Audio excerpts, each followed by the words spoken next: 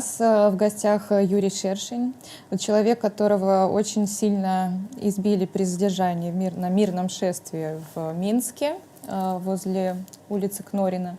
Вот, так мы сегодня узнали, как вести себя при задержаниях, но, к сожалению, не всегда можно сориентироваться в экстренной ситуации, особенно когда тебя сходу начинают избивать. Вот, и Юрий нам расскажет. Давайте, Юра, расскажи, наверное, как давайте выглядело... покажем, в каком состоянии он Да, сейчас был. мы включим, а Юра уже может начинать, вот как рассказывать, С чего все началось? как это произошло. То есть мы пошли мирным маршем по дворам, вот в районе Кидышка, Кнорина, Толбухина, там по дворам ходили. То есть у нас стояли свои люди везде, мы понимали, что ездят бусы, но ездили вокруг двора, то есть во двор не заезжали. Видимо, думали, что мы выйдем, потом нас возьмут. Вот зритель наш там. Да, то есть изначально плана выходить не было. Вот, мы ходили во дворе. То есть мы уже собирались расходиться, и нам сказали, что едет ОМОН. То есть мы начали уходить. Я увидел, как едут два буса в сопровождении машины Гаевой. Вот, то есть все начали бежать, и я бегу, вижу, у меня люди бегут навстречу. Понимаю, что явно не просто так бегут, я побежал в другую сторону, оттуда тоже бегут, и вдруг выбегает женщина, говорит, что беги в подъезд. Я бегу в подъезд, думал, что он открыт. Он оказался закрыт. То есть мне подсказывают код, я вооружен, как-то водится непонятно, я думаю, ладно, лучше побегу. Разворачиваюсь, и мне уже навстречу бежит 7 сотрудников. То есть я понимаю, что надо что-то делать, как-то убегать, сопротивляться бессмысленно. Я начинаю убегать, и один меня, то есть он, видимо, шел по своим делам, я по своим, и мы столкнулись, и я упал. То есть понимаю, что лучше не сопротивляться, я положил руки за голову, все, лежу. Подходят два человека, меня берут под локти, и вот буквально только подняли, и тут же мне удар прилетает в левый глаз. То есть непонятно зачем, почему, я сопротивления не оказывал вообще никакого. Думаю, как бы бывает, да, задерживают, бывает и жестче. То есть потом меня завели в бус, застегнули руки за спиной, я посидел минуты 2, после чего заходит еще два человека с фразой типа, что ты там, сука, будешь от меня еще бегать, начинают меня бить, то есть по голове. Сначала прилетело пару ударов, то есть я думаю, да, могут бить. Потом они стали, то есть, бить дальше, не останавливаясь, я уже немножко начал паниковать, что непонятно, что будет дальше. Я начинаю как-то закрываться, но руки за спиной особо не закроешься. И то есть я прижимаю голову к левому плечу, чтобы мне не сломали нос, не повыбивали зубы. И то есть, все, я вот так вот прижался, и, соответственно, мне вот в правую сторону прилетело ударов 15-20. То есть они спросили, есть ли флаг, я говорю, есть. Они его достали, и один говорит, что завяжи его как-нибудь покрасивее на нем. То есть он начинает завязывать, и потом еще ему, там тоже, его, видимо, напарник говорит, что завяжи потуже. Он начинает потуже завязывать и начинает меня душить прямо. То есть, буквально секунда-две, но тем не менее, когда били, еще не было так особо страшно, но когда начали душить, ты уже понимаешь, что тебя сейчас убьют просто и все. То есть ты ничего не сделаешь. Вот. Но потом отпустили, завязали мне флаг в косынку, то есть пару раз мне еще прилетело, и все. Потом меня отвезли в РОВД. Еще в бусе была такая фраза сказана, что я сюда из Москвы приехал вам помогать, а вы по уроду выходите. Меня это удивило. Я, конечно, думал, что такое может быть, но лично никогда с таким не сталкивался. И когда мы приехали в РОВД, то есть мне еще пару раз дали в живот, и он тоже сказал, этот же человек, что молитесь, чтобы вас брал белорусский ОМОН, а не мы, потому что мы вас просто поубиваем. То есть выходит, что работают коллеги, так называемая помощь из России. Это очень, на самом деле, интересная информация, эксклюзивная, потому что очень мало об этом было сказано. Даже многие называли фейком, что вот 9, 10, 11 августа работал без опознавательных знаков, ведь у белорусского войска есть знаки отличия, а там работали без знаков. Значит, действительно есть... Вот один конкретный свидетель, причем я как раз таки этой информации не знал, когда мы с тобой общались, я не был в курсе этой информации, но есть человек, очевидец и свидетель данной ситуации, и вы видели эти жесткие кадры его лица, что с его лицом было.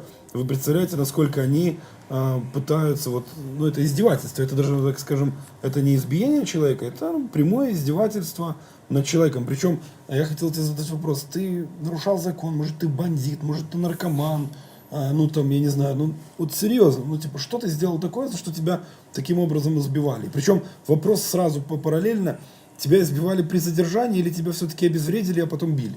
Ну, в их понимании, может быть, я что-то сделал, там какой-то террорист и так далее. Конкретно? Что конкретно? Есть же определенные нормы террориста.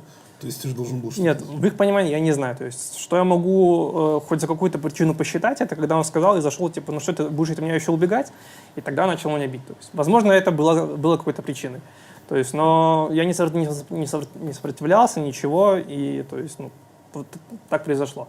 Зачем это делать, я не понимаю. То есть, для какого-то устрашения или что-то еще, не могу сказать. Но они у тебя интересовались, первый раз ты на маршах или нет? Что ты... Интересовались в РОВД уже. То есть, первый раз задержан там или не первый. То есть, мне говорили, что... У меня на телефоне была пара фотографий, разных надписей там на стенах и так далее. То есть, не платите штрафы, они идут на нужды карателям и так далее. И он такой посмотрел, говорит, о, я тебе тут сейчас типа составляю протокол, там, на полгода уедешь и так далее. Я понимал, что это запугивание, но они так запугивают всех. Вот, поэтому, ну, я хочу сказать по поводу РОВД, что у них, вот именно сами сотрудники в РОВД, у них такое, знаете, соотношение 60/40, то есть 40% вот именно уроды, которые там тебя запугивают постоянно, тебе говорят, там, вот, я когда пришел, они такие, там, ну, что ты, типа, клоун добегался, сейчас мы тебя там оформим. А 60 они смотрят, не понимают, зачем ОМОН это делает, то есть они мне сами говорили, что вот, для чего они так бьют, мы не понимаем, но при этом они как бы работают в милиции, я думаю, все понимают.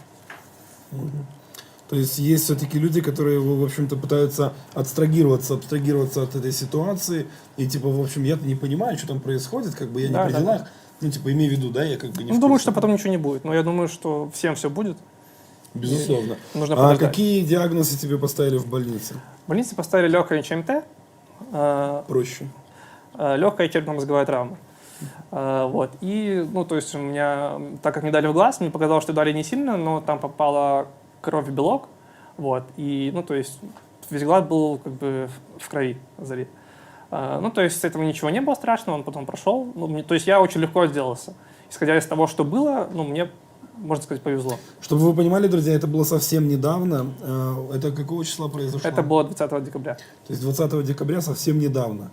Вот только восстановился, чтобы мы могли привести в студию, по крайней мере, чтобы он был в нормальном состоянии, потому что, вы сами понимаете, черепно-мозговая травма, головокружение, тошнота, это все последствия, причем они выявляются не сразу, они еще могут планомерно через полгода дать о себе знать. Это страшно. Знаете, что самое страшное? Что человека избили, он считает еще, что ему повезло. Ну, что ему вызвали скорую, потому что могли не вызвать, и тогда неизвестно, что с ним произошло бы. И еще, что важно, репрессии не прекращаются, несмотря на то, что многие вот приводят в пример там страшные дни 9, 10, 11 августа. Это по сей день, это до сих пор, просто это менее стараются открыто. делать менее открыто, это стараются делать внутри, в бусиках, где нет. Тем не менее, они сами снимали на видео? Они сами не снимали, но, кстати, был момент, когда меня избивали, мы подъехали к пожарной части, кто-то извини, открыл дверь, и они такие сразу, типа, вот, закрой дверь, что ты открыл дверь, закрывай быстрее. То есть они, видимо, что-то боятся. То есть они боятся, они уже даже сами обычно раньше снимали внутри автобусов, теперь они понимают, что даже эти кадры, которые они своим якобы отдают, эти кадры все равно есть у всех. Приходят к нам, и у нас есть гораздо больше, друзья, чем мы вам сейчас можем показать в целях безопасности. Еще я хочу, что с сегодняшним гостем обсудить одну новость. Это то, что уголовный кодекс собираются менять, и отменяется смертная казнь. Может, ну то есть не будет такого наказания, и за эти преступления, в том числе, которые совершает Лукашенко, не будет смертной казни. И многие чиновники сейчас вздохнули и хотят побыстрее принять этот закон. Как думаешь, может это все-таки они под себя? Это вот как раз-таки почему именно для тебя подготовили этот вопрос, потому что видели твое состояние, твое лицо. Это ужасно. Это ужасно. И вот как ты думаешь, после того, что ты пережил, для чего это может делаться? Смертная казнь, ну, я не знаю, зачем они это делают. Может быть, хотят как-то подкосить под Европу, типа, везде отменили, в Беларуси нет. И, ну, надо уже и у нас сделать. Вот. А для них, я думаю, что это никак на них не повлияет, все будут отвечать. И... Спасибо большое за то, что рассказал, за рассказ. И действительно, это очень важно. Это очень важно фиксировать преступления. Мы будем продолжать этим заниматься. А главное, выздоравливайся, набирайся сил и оставайся верен своим идеям. Спасибо.